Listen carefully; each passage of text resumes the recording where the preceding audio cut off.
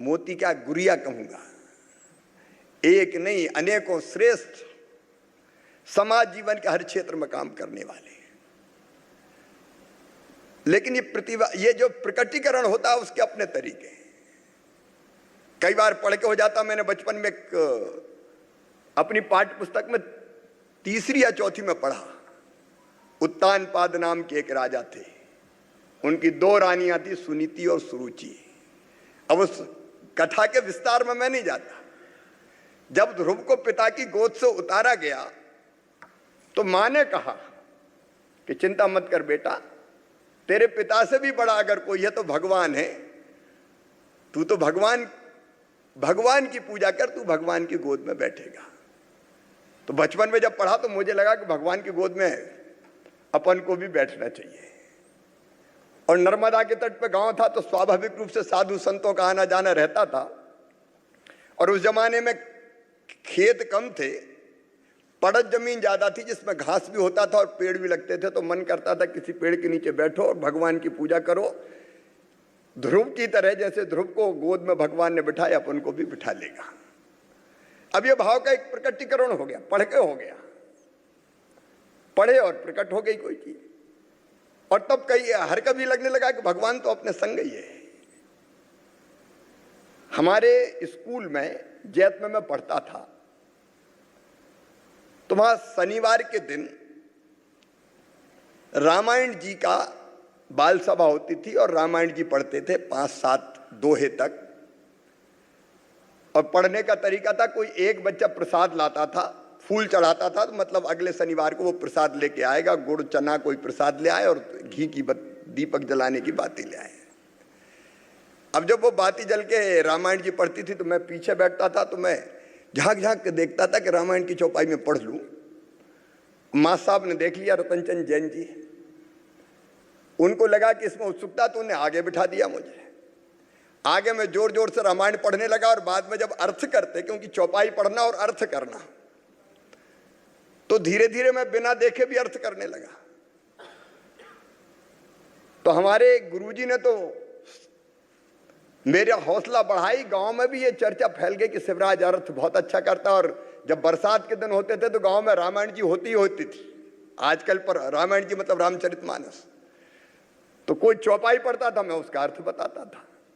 अब अर्थ बताते बताते रामायण मन और मस्तिष्क में समा गई और उसी समय गीता जी की भी प्रति मिल गई। अभी भी हमारे गांव में अगर मृत्यु होती है तो ब्राह्मणों को, ब्राह्मण देवता को कुछ ना कुछ दान देते, जिसको पद कहते हैं। तो उनमें गीता की प्रति भी होती। तो गीता जी पढ़ते पढ़ते मन में यह भाव पैदा होने लगा कि नहीं, कुछ ना कुछ करना है, कुछ ना कुछ करना है। अब इसी भाव में विभीषण जी गांव में आ पहुंचे। विभीषण जी गए थे कि राधे श्याम जी की शादी में। राधे श्याम जी मेरे चचेरे भाई थे। हेमंत जी राधे श्याम जी को जानते होंगे, सुहास जी भी शायद जानते हो। अब वो स्वयंसेवक पहले बन गए। उनकी शादी हुई, विभीषण जी जैत पहुंच गए। बैलगाड़ी में बारात गई थी जैत से सियागैन, पास में गांव था 7-8 किलोमीटर। और पता नहीं विभीषण जी ने क्या देखा, उन्हें सोचा कि बस इसको तो पकड़ना है। तो उसी गाड़ी में विभीषण जी और मैं, इनने पकड़ा तो फिर छोड़ा ही नहीं। कहाँ पढ़ते हो, क्या करते हो, भोपाल में कहाँ रहते हो, और फिर कुछ और बातें बताने लगे, कहानी सुनाने लगे। ऐसा आकर्षण पैदा हुआ कि हम विभीषण जी से जुड़ गए और शाखा में जाने लगे। अब तब तक मैं नहीं जानता था गुरुजी कौन है, लेकिन ये लगभग 71 के आसपास की बात, 71-72 में परम पूजनीय गुरुजी का एक प्रवास हुआ था। शायद वो अंतिम प्रवासी भोपाल में था। तो बड़ी शाखाओं में चर्चा थी, गुरुजी आ रहे हैं, गुरुजी आ रहे हैं। तो उत्सुकता जगती थी, गुरुजी को देखेंगे, गुरुजी को देखेंगे। अब आप देखिए, संवेदना तो है, संवेदना का प्रकटीकरण का तरीका है, वो प्रकट विभीषण जी ने कर दिया। और उसके बाद वो प्रकट भी ऐसा हुआ कि मन में लगने लगा कुछ करना चाहिए। तो विभीषण जी को आज मैं बता रहा हूं, हम जैत में अखंड रामायण का पाठ करते थे। कई बार हम छुट्टी में जाते थे, मैं 5वीं 4थी पास करके आ गया था।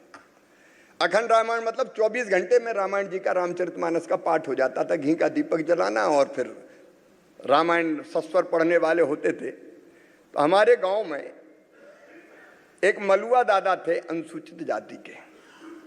उनके घर में कई वर्षों के बाद बेटी का जन्म हुआ। रामायण जी पूरी करने में 5-6 रुपया लगते थे महाराज जी, तो हम 5-6 रुपया इकट्ठा कर लेते थे।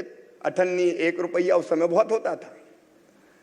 मलुआ दादा मेरे पास आए और कहा कि भैया मेरे घर बेटी का जन्म हुआ है, का मैं भी रामायण में चंदा दे सकूं है।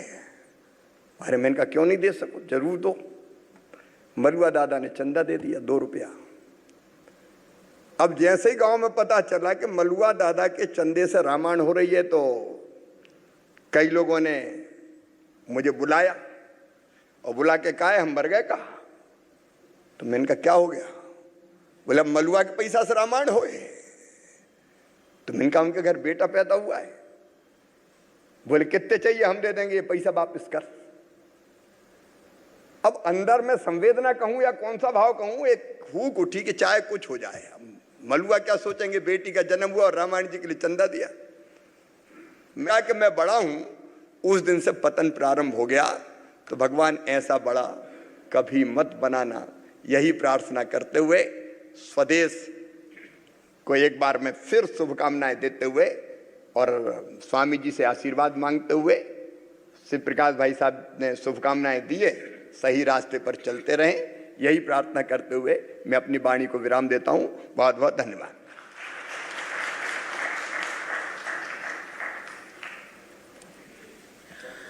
ये सच है कि सच्चे कर्मियों की कभी भी अपनी साधना के दिन नहीं गिनते हैं, लेकिन समाज के पास उनके सत्कर्मों का हिसाब जरूर होता है। और एक दिन आता है जब समाज उनके इस अवदान के प्रति अपनी आंतरिक कृतज्ञता की अभिव्यक्ति करता है। मध्य स्वदेश ने इस अवसर विशेष पर शिवराज सिंह चौहान जी के जीवन और व्यक्तित्व के विभिन्न पहलुओं को पुस्तकाकार संजोने का उपक्रम किया है और एक दस्तावेजी विशेषांक इस अवसर पर प्रकाशित हुआ है। हम चाहेंगे कि मंच पर आदरणीय परम पूज्य स्वामी अवधेशानंद गिरि जी महाराज, आदरणीय शिव प्रकाश जी, आदरणीय मुख्यमंत्री जी सब मिलकर इस विशेषांक का लोकार्पण करें। निदा फाजली कहते हैं कि हर आदमी में छिपे होते हैं कई आदमी, जब भी देखना कई बार देखना। जब कई बार देखने की बारी आती है तो बहुत सारे पहलू साझा होते हैं और उन तमाम पहलुओं को संजोने का मन होता है। बहुरंगी व्यक्तित्व, कई सारे ऐसे अछूते पहलू, कई सारे रोशन पहलू, वे सब मिलकर एक व्यक्तित्व का विहंगम हमारे सामने मूर्त करते हैं।